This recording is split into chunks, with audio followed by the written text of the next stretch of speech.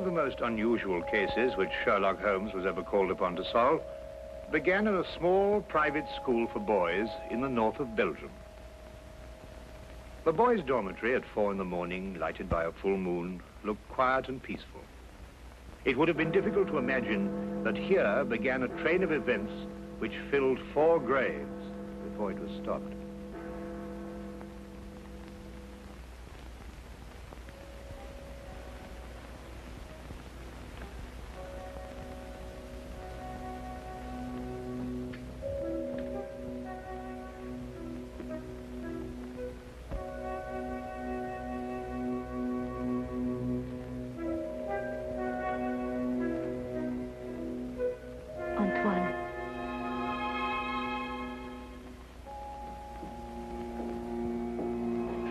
Antoine.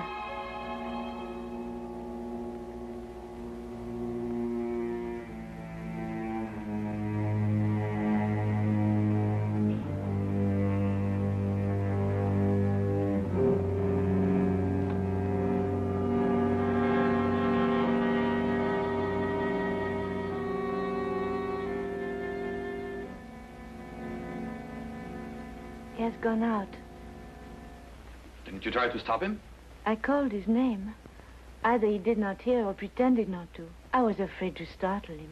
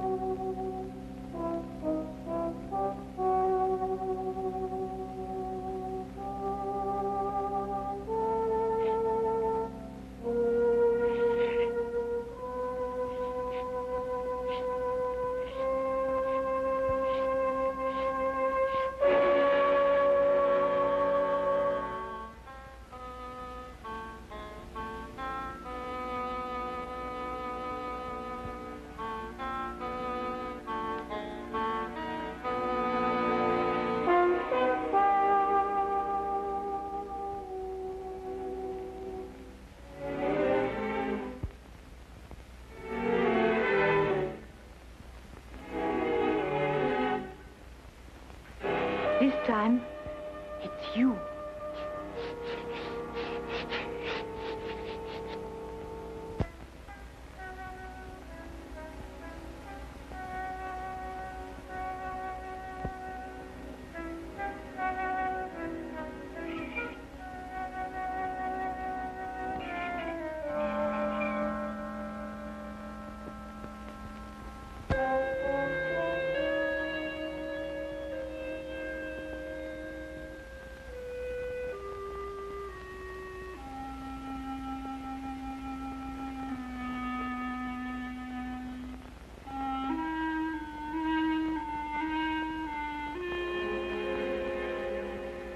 Monsieur Caron, is there nothing wrong?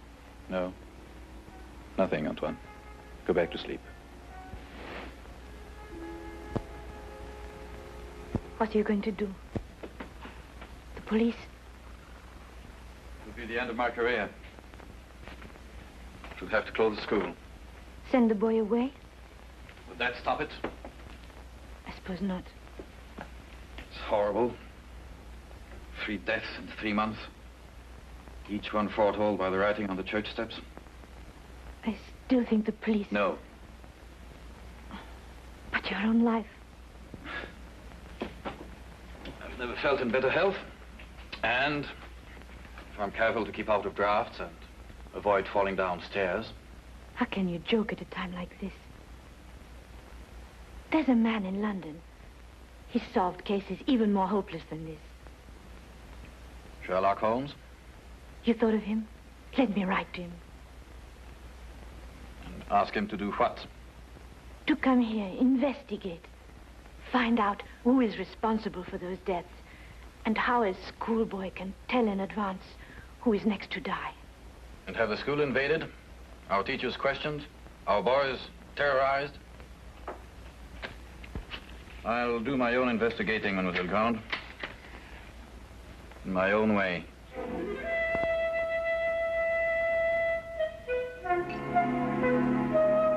Some weeks later, a letter arrived at Baker Street.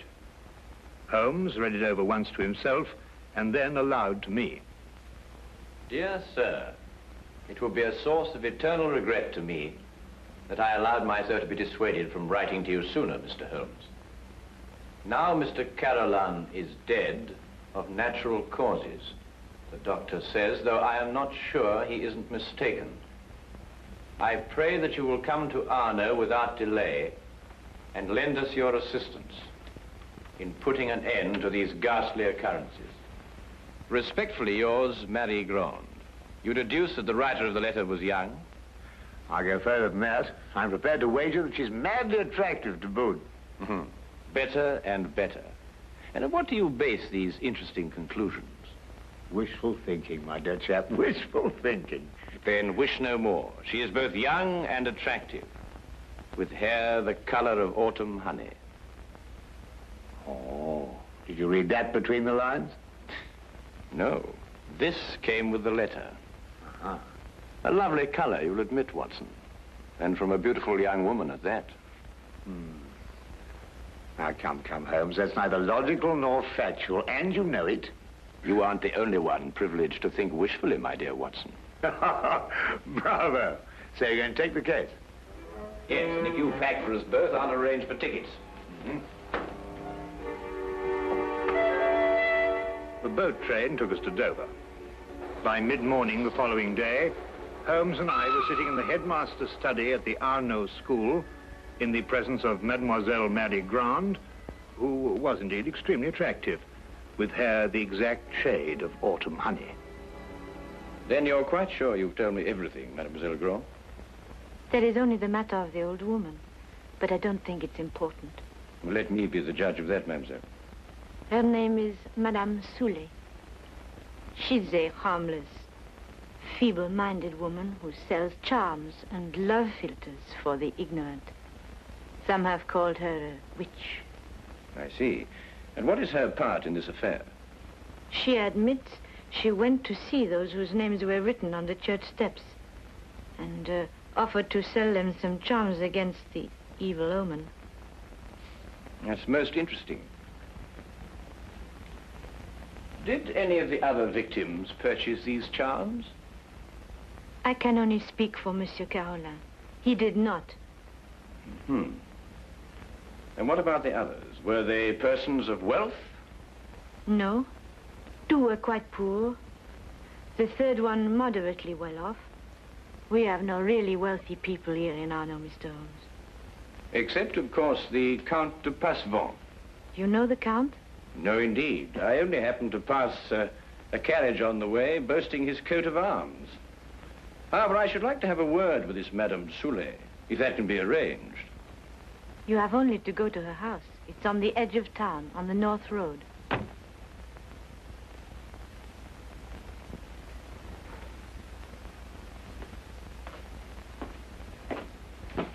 Monsieur Manelli, this is Monsieur Holmes and his friend Dr. Watson. Monsieur Manelli, our new headmaster. How do you do? How do you do? Now that you're here, Mr. Holmes, we have hopes at last of getting to the bottom of this terrible affair. Thank you, sir. I can only hope to do my best. Mademoiselle Grande has given you all the facts? All the facts at her command. Perhaps you can supply some additional ones. I am sorry, no. Mademoiselle Grande was the favorite member of the faculty here. She had Monsieur Carolin's confidence, not I. I see. And now that I've had the honor of meeting you gentlemen, I hope you will forgive me if I go to meet my class. But certainly. By the way, mademoiselle, Dr. Dimanche is waiting in the vestibule. Did you send for him? Yes, I did. I'll go and fetch him. I'll be back directly.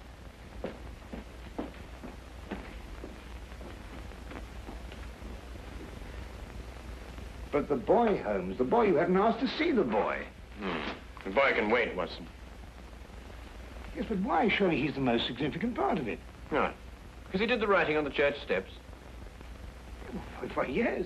Well, I suppose in that case you'd say that the chalk also had significance. No, that was just an instrument. Precisely, my dear Watson. Precisely.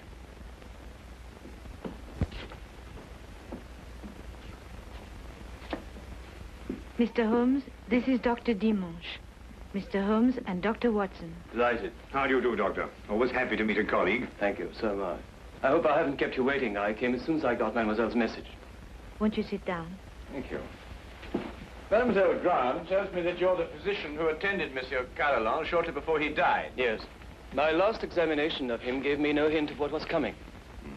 I see, and yet you're positive he died of natural causes. There's no doubt about it. I believe 3 other persons died recently in Arno, shortly after their names appeared on the church steps. Did you attend them also? Arno is a small town. I'm fortunate or unfortunate enough to be the only doctor here. Previous to your present fortune, or misfortune, you practiced in Paris, I understand. I see Mademoiselle Grant has briefed you well. I told nothing of your past, Doctor. Then how do you know? Well, you dress with the flair of a Parisian. And if you've been living here any length of time, I should imagine you would have acquired a more homespun costume. I might have ordered these from Paris. On the income of a country physician. What do you think, Dr. Watson? Hardly likely, Holmes. Capital, Mr. Holmes. Your powers of deduction have not been overrated. But you didn't ask me here to discuss my clothes or my income. How can I help you? Dr. Dimanche, of what exactly did Monsieur Carolan die? Heart failure. Were you carried out a post-mortem? There's no need. The signs were obvious. I see. And you saw nothing suspicious, either in the case of Monsieur Carolan or of the other victims? Not one thing, Mr. Holmes. That's interesting. Perhaps you'd care to put forward a theory of your own as to the connection between the prophecies and the deaths. I have no theory. The explanation lies either in the most extraordinary combination of coincidences or in some sort of prevision on the part of the boy, Antoine. Do you believe in prevision or telepathy? Years ago, my professor at Salpêtrière did suggest there might be something in it. For myself, I don't know. I neither affirm nor deny.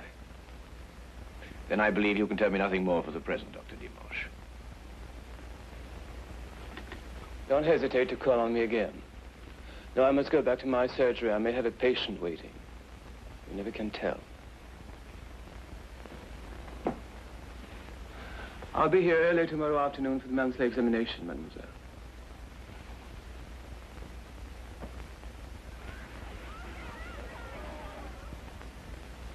Dr. Dimanche examines your pupils every month, then, mademoiselle?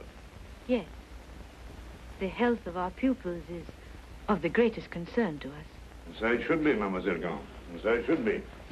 You know, it's an extraordinary thing, the odd and assorted illnesses that crop up in a boys' school. Vous devez être en classe à cette heure au lieu de courir dans les couloirs. Allez maintenant. That is he. So that's the boy who on 4 separate occasions was able to foretell the death of a citizen of Arno. Well, there must be some logical explanation for it. There is, Watson, there is. Holmes, do you know how it was done? Yes, that part was simple. Our main difficulty will come when we try to prevent the 5th murder.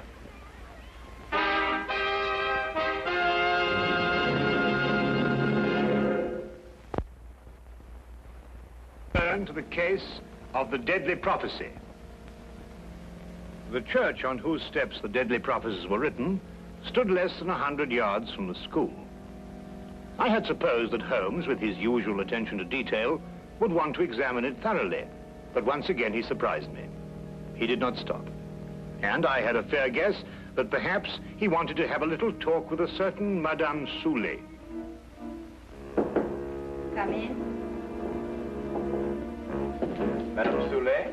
Come in, come in. I was expecting you. I thought you would be. Sit down. Thank you. Do you know why I've come to see you? For help, naturally. Score one to her, Holmes. Let's call it information. Trifling bits of information such as how came the boy by his deadly prophecies? Whose hand was it made them come true? Suppose we start with a bit even more trifling. You offered charms to the victims. But how did you know who they were before they were struck down? There were no announcements made. If the Englishman will cross my palm with English gold, You'll tell me?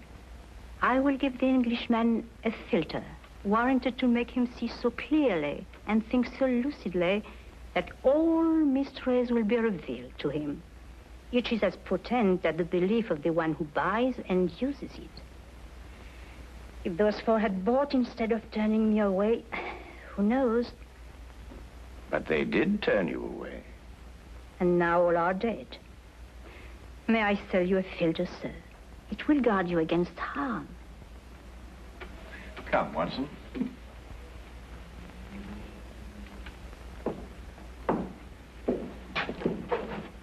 Good day, Madame Soulet. You are a wise man. You say little and listen well. Good day to you, sir.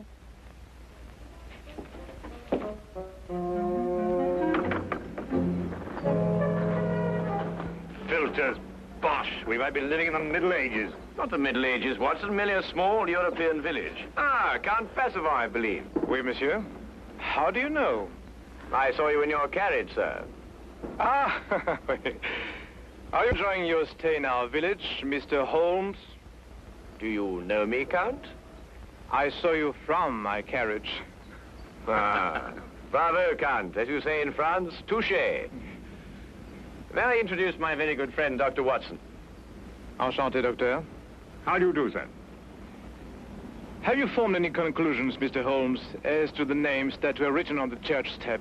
Well, at the moment, Count, I must confess that I am more interested in the names that were not written on the church step. Mine hasn't been written on it yet. And I don't believe it will be. Tell me, sir, you know this village. Have you any ideas? I am not superstitious, Dr. Watson. I do not believe that...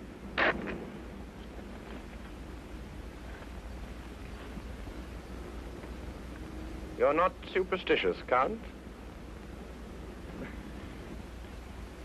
Madame Soulet's filter, at least, can do no harm. Good day, monsieur. Good day. There were a few points about this case which Holmes thought could best be cleared up in Paris. He had asked me to go alone, as the following night there would be a full moon, and he wanted to stay in Arno to be on hand, just in case.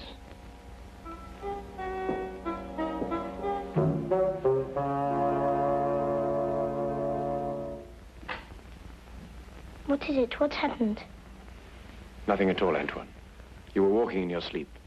Now, be a good boy and get back to bed. I can't. There's something I must do. Not tonight. Not tonight, Antoine. Yes, sir.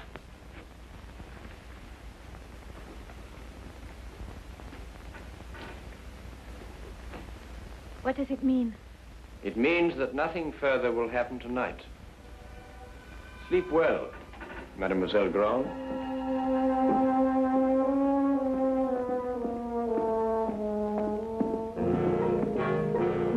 The carriage came to fetch me at the station. Later, I found Holmes at the school. Well, you may go back to your class now, Antoine. Well, Watson, did you have a successful trip? Yes, you were right. Good. Mr. Holmes, was the boy able to tell you anything? No, but his silence was eloquent. Oh, by the way, I should like to have the use of the headmaster's study for a little gathering shortly before midnight. You name the murderer? No, he will name himself.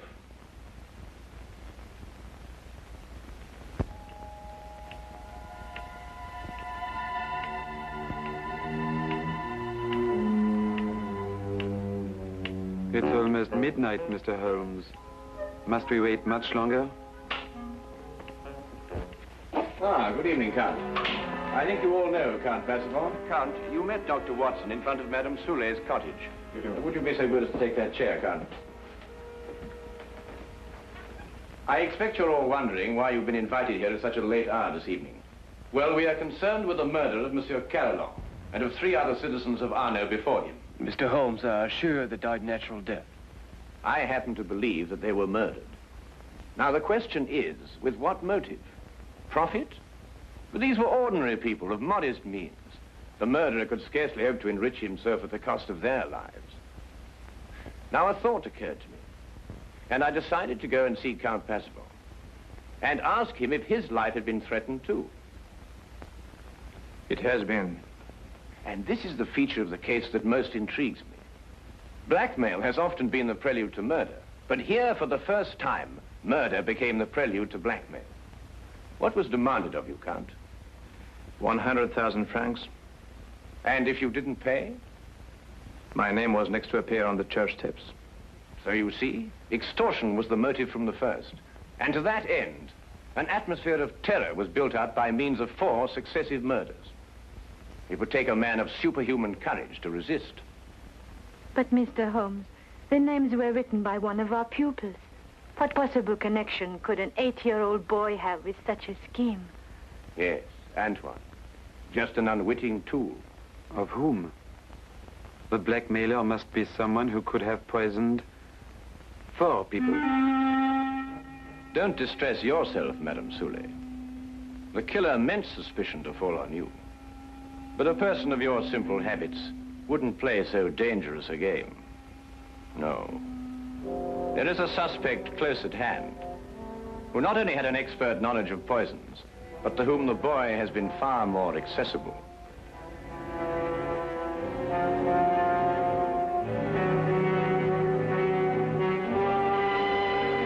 Accessible regularly once a month. This suspect was once a pupil of Dr. Charcot, who lectured on hypnotism at Salpêtrière Hospital in Paris.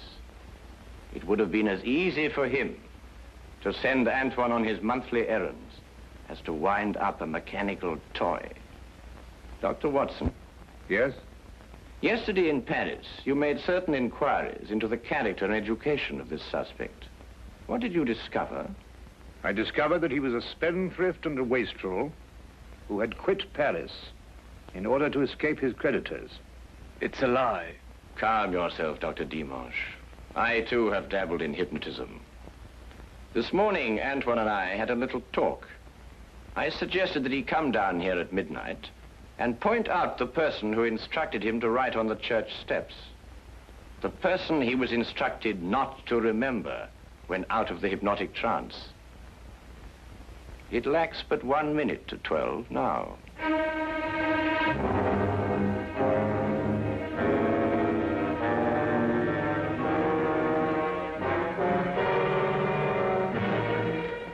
Stay where you are, all of you. Don't be a fool, Doctor. When I visited your office this afternoon to look over your stock of drugs, I took the very ordinary precaution of emptying the cartridges from your gun.